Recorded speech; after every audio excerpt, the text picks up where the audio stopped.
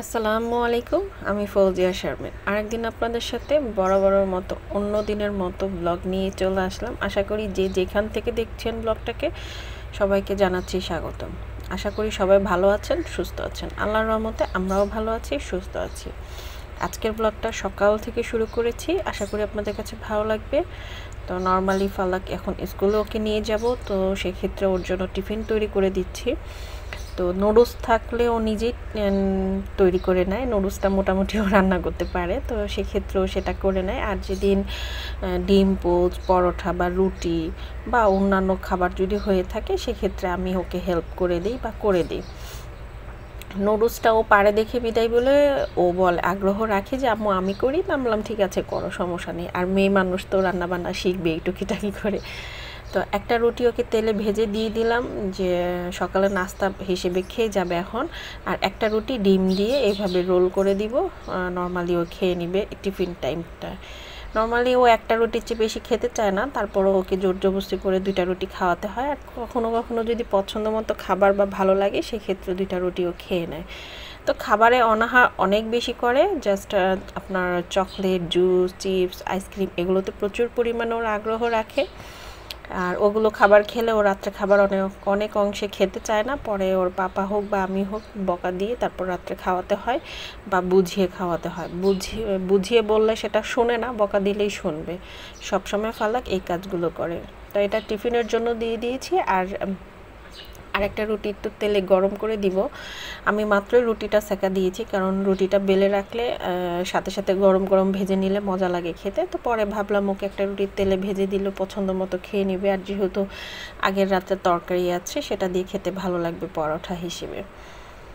তো এই হচ্ছে ভিডিও। আমার আজকের ভিডিওটা কেমন লেগেছে অবশ্যই কমেন্টে জানাবেন। ভিডিওটা ভালো লাগলে লাইক শেয়ার করতে কিন্তু ভুলবেন না। আর এই তো মাউস ওপেন করছি, একটা দোকান থেকে মাউস আনিয়েছিলাম। আমার ল্যাপটপে মাউস দিয়ে কাজ করতে ভালো লাগে। ল্যাপটপে যেভাবে হাত দিয়ে কাজ করতে গেলে বা ল্যাপটপের যে মাউসটা আছে সেটা দিয়ে ইউজ করতে গেলে দেখা যায় যে একটু লেট হয়, কাজে কমফোর্ট ফিল করি না। বাট মাউস দিয়ে কাজ করলে খুব ঝটপট করে কাজ করা যায়। আর দ্বিতীয় কথা হচ্ছে, বেশি অংশেই দেখা যায় আমি সকালবেলা ভিডিও এডিট করি বা আমার যখন ফাতেহা ঘুমিয়ে থাকে, আর মাঝে সাথে যখন আমি ফাতেহা জাগনা অবস্থায় করি সেক্ষেত্রে ফাতেহা কী করে আমার কোলে উঠে বসে পড়ে। সেজন্য আর মাউস, আমাকে এক্সট্রা মাউস দিয়ে কাজ করতে সুবিধাবোধ মনে হয়। তো এই হচ্ছে আমার ল্যাপটপ, আসলে কম্পিউটার দোকানে আছে। আর এই তো ভালো কাজ করছি এবার ইজিলি কাজ করছি। এর আগে মাউসটা নষ্ট হয়ে গিয়েছে, তো চেঞ্জ করলাম এই আর কি। তো ফেসবুক পেজ থেকে যদি দেখে থাকেন অবশ্যই ভিডিওটাকে লাইক করবেন, শেয়ার করবেন। আর চ্যানেলের সাথে থাকার জন্য ফলো বাটনটা অবশ্যই দিয়ে রাখবেন প্লিজ। আর ইউটিউব চ্যানেল থেকে যারা দেখছেন অবশ্যই ভিডিওটাকে শেয়ার করতে পারেন নিজের ফ্রেন্ডস অ্যান্ড ফ্যামিলির সাথে, অ্যান্ড সাবস্ক্রাইব করে চ্যানেলকে সাথে থাকতে পারেন। তো এই যে আবার স্কুলে ফালাককে নিতে আসলাম। তো নিতে এসে দেখি যে ফালাক বলতেছে আম্মু ওই দেখো গাছের দোকান। তো গাছের দোকান মানে, তো পরে দেখলাম যে ভ্যানের মধ্যে গাছ, ফুল সব কিছু বিক্রি করছে। তো আমারও ইচ্ছে ছিল একটা ফুল গাছ নেওয়ার জন্য।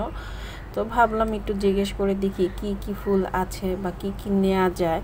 তো এসে দেখতেছি অনেক সুন্দর সুন্দর গাছ আছে এবং আরও অনেক সুন্দর সুন্দর থাকে, বাট ওনার কাছে যা কালেকশান আছে সেটাতে ভালো লেগেছে। তো টগর ফুলটা ইচ্ছে করছিল ইদানিং নেওয়ার জন্য, কারণ ছোট্ট ছোট্ট ফ্লাওয়ার সাদা কালার ফুটে থাকে, খুব ভালো লাগে। তো পরে ওনাকে জিজ্ঞেস করলাম এটা কি 12 মাস ফুল দেয়? তো বললো হ্যাঁ এটা 12 মাস ফুল দেয়। তো আমি বললাম দেন একটা। তো আগে এখন চয়েস করে নিয়ে নিচ্ছি। পরে আবার ভাবলাম যে দামাদামিটা আগে করে নিই। পরে দামাদামি তো ওনার সাথে বনে নেই, উনি প্রচুর পরিমাণে দাম চাচ্ছিল। 4টা গাছ 250 টাকা চাচ্ছিল, আমি 4টা গাছ 150 টাকা বলে দিয়েছি। তো উনি দিবে না, উনি লাস্ট 200 টাকা বলছে। তো আমি আবার পরে চিন্তা করলাম যে আমার ঘরে যে গাছ লাগাবো, আমার তো টব বাড়তি নেই এবং মাটি নেই। তারপর আবার এখন বাড়তি টব একটাই শুধু আছে। তো আমি 4টা ধরনের গাছ নিতে চেয়েছিলাম, ভালো লেগেছিল আর কি। এই যে এটা একটা নিতে চেয়েছিলাম, এটাও সুন্দর পার্পল কালার ফ্লাওয়ার, ছোট ছোট কিউট লাগছিল দেখতে। তো নাম জিজ্ঞেস করেছিলাম বাট ভুলে গিয়েছি, কি যেন বলছিল। তো এই ফুলটাও আমাকে খুব ভালো লেগেছে, তো ওটা নিইনি। গাঁদা ফুল ফালাক নিতে চাচ্ছিল, তো সেটা 2 ধরনের ছিল, সেটাই নিচ্ছিলাম। আর এটা তো অ্যাজ ওয়েল সব জায়গায় পাওয়া যায়, এটা আর কেনার কি রইলো, কিনবো না। এটা জাস্ট কারো বাসা থেকে চেয়ে নিয়ে আসলেই হবে। তো যাই হোক, এই হচ্ছে ফালাকের অবস্থা, গাছ নিবে। তো পরে আবার চিন্তা করলাম যে না, দামাদামি যখন হয়নি নেই নেই, তো পরে আবার চিন্তা করলাম যে ঠিক আছে 200 টাকা দিয়ে নিব, যেহেতু যেটা পছন্দ হয় নিতে ইচ্ছে করে আমার। তো আগে টপ এবং মাটিটা ব্যবস্থা করে নিই, তো তারপরে এসে বাসায় নাস্তা করব।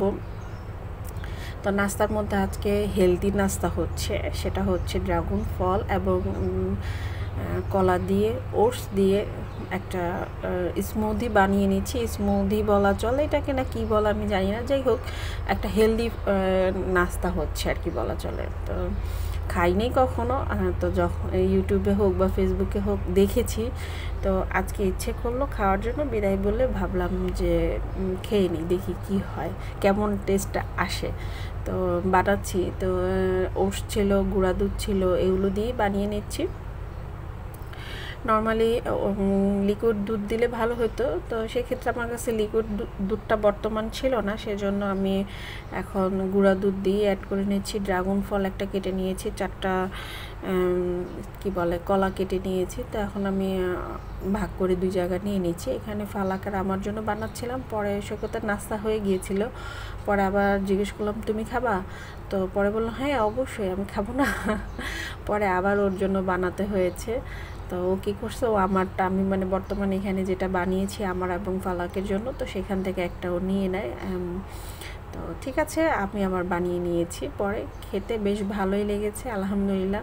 আমি ভাবতে পারিনি যে এত মজা হবে, আর মজা হওয়ারই কথা। কলাটাও খেতে ভালো লাগে, ড্রাগন ফল খেতে ভালো লাগে, দুধ তো খেতে ভালোই লাগে, দুধ দিয়ে যে কোনো খাবারই খেতে ভালো লাগে। ওটসটা নর্মালি আমি খাই না, ফালাকের পাপা এবং ফাতেহা খায় নর্মালি ওটস, আমি খুব একটা খাই না। ফার্স্ট টাইমই মনে হয় এটাতে দিয়ে খাচ্ছি এমন, কেন ওটসের কোনো একটা স্বাদ নেই, মানে কেমন যেন স্বাদ। তো রান্না করে অনেকভাবে খাওয়া যায়, কিন্তু আমি আর সেরকম কখনোই ট্রাই করিনি। তো আমি এখানে কিছু কাজু বাদাম অ্যাড করে দিচ্ছি, খেতে ভালো লাগবে। কিশমিশ দেওয়া যাবে, অ্যান্ড খেজুর, যেগুলো ড্রাই ফ্রুট আছে, যাবতীয় যা যা বাদাম আইটেমের মধ্যে থাকে সেগুলো দেয়া যাবে। তো আমি ফালাককে জিজ্ঞেস করলাম তুমি কি মধু নিবা, বলতেছে না আমাকে মধুর ফ্লেভার ভালো লাগে না। তো এটা হচ্ছে বলেছিল কালিজিরার মধু মেবি, হ্যাঁ এটাই তো বলে দিল আমাকে এনে। তো খেতে ভালোই লাগে আমার কাছে, এবং প্রথম আমাকেও কেমন যেন লাগছিল। তো এখন খেতে খেতে একটা জিনিসের অভ্যাস হয়ে যায়, তো সেই অভ্যাসটা হয়ে গিয়েছে। তো এখন আমি পানি অ্যাড করে দিচ্ছি, কারণ সব কিছুই শুকনো শুকনো আছে। গুঁড়া দুধ দিয়েছি, একটু লিকুইড লাগবেই, আর ওটসের সাথে একটু পানি অ্যাড করলে ওটসটা যখন সফট হবে, নরম হবে, খেতে ভালো লাগবে। তো এবার আমি মিক্স করে নিয়ে যাব। আমার জন্য আমি মধু দিয়েছিলাম, অ্যাড করেছিলাম, বাট মিষ্টিটা বেশ ভালোই হয়েছে, কিন্তু সৈকত বলতেছে আমি এটাই খাবো। তো আমি পরে যখন আমারটা বানিয়েছিলাম তখন আমি মধু অ্যাড কম করেছি, 1 চামচ দিয়েছি। তারপর চিয়া সিড ছিল, সেটা দিতে চেয়েছিলাম, পরে আবার মনে পড়লো না চিয়া সিড দেওয়া যাবে না, কারণ চিয়া সিডে মাঝে মধ্যে বালি একটু চলে আসে।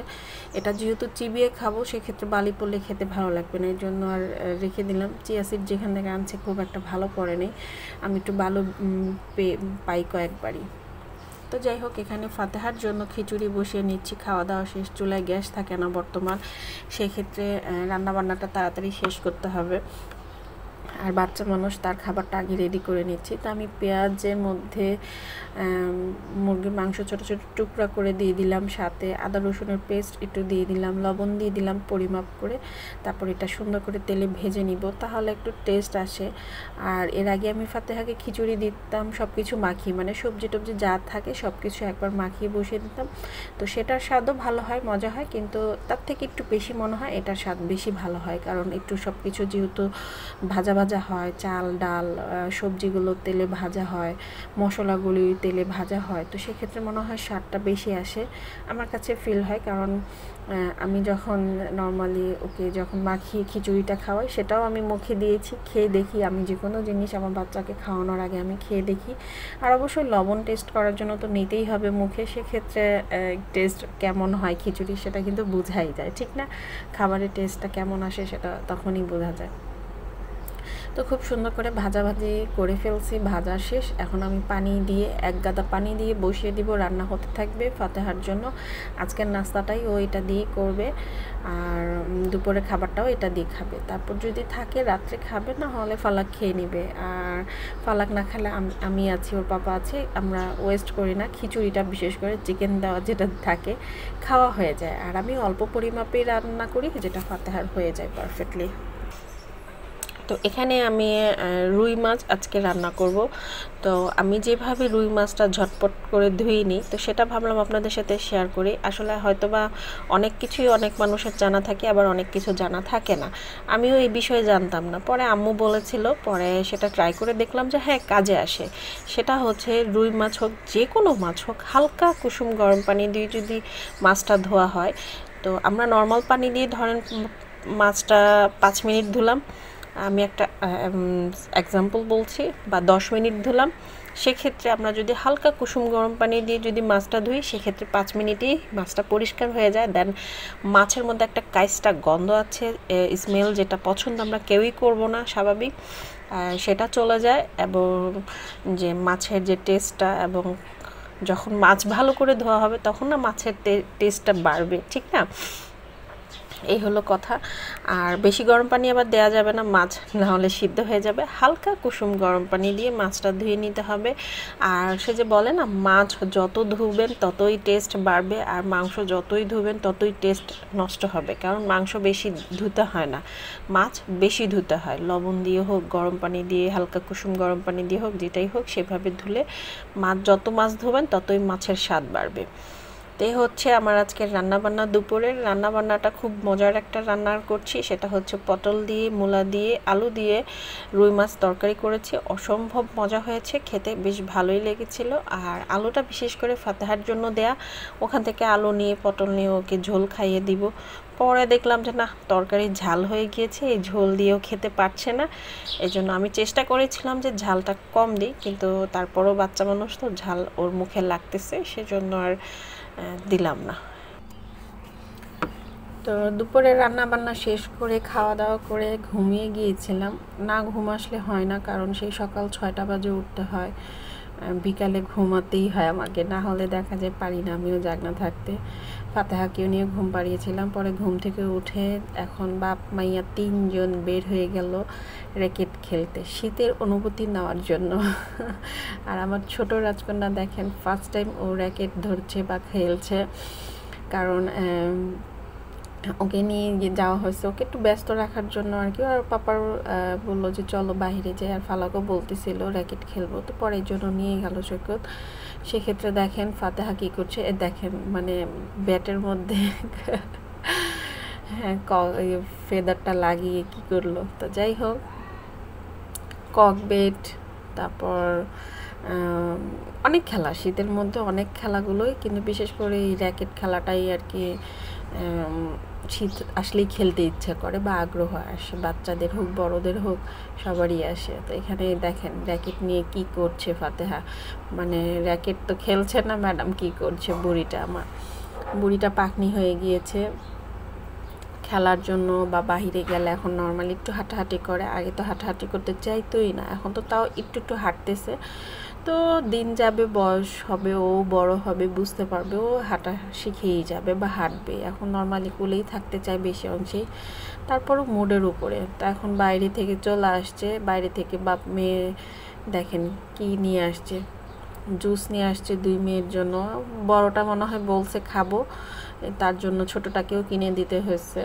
আর বড়টাকে সবসময় বলি যে তুমি ওর সামনে চকলেট বা অন্য কিছু খায়ও না, খাইলে ও শিখে যাবে বা ও চাইবে। আর বাচ্চা মানুষ এগুলো তো কিন্তু প্রচুর পরিমাণে আগ্রহ রাখে, যতদিন এগুলো থেকে দূরে রাখাই যায় বাচ্চাদের জন্য ভালো। তারপরও মাঝে মধ্যে ফাতেহা দেখেই ফেলে ফালাক খাচ্ছে, তো সেক্ষেত্রে আগ্রহ করে, যেরকম ললিপপ, তারপরে জুস, এগুলোও কিন্তু নর্মালি পছন্দ করে, দেখলেই আগ্রহ করে খাওয়ার জন্য। তো এখানে ওকে একটু ফ্রেশ করিয়ে দিব, বাইরে থেকে এসে ওর আব্বু ফ্রেশ করিয়ে দিয়েছে, ড্রেসটা খুলে দিব, কারণ দেখা যায় যে জুস টুস ফেলে দেয়, নোংরা করে দিয়েছে। তারপর বাইরে থেকে এসেছে নর্মালি, তো সেক্ষেত্রে এই যে এখন দুষ্টামি করছে, খাবে না, মানে ভিডিও অন করলে দুষ্টামি করে বুড়ি আমার। তো এই হচ্ছে ফালাকের অবস্থা, ফাতেহার অবস্থা। তো আসার সময় কি করলো, মুরগি আলা আসছিল, দেখা হয়েছে মেবি, যাই হোক নিয়ে আসছে দেশি মুরগি 16 পিস। তো প্রায় 16টা মুরগি অনেক দিন চলে যাবে।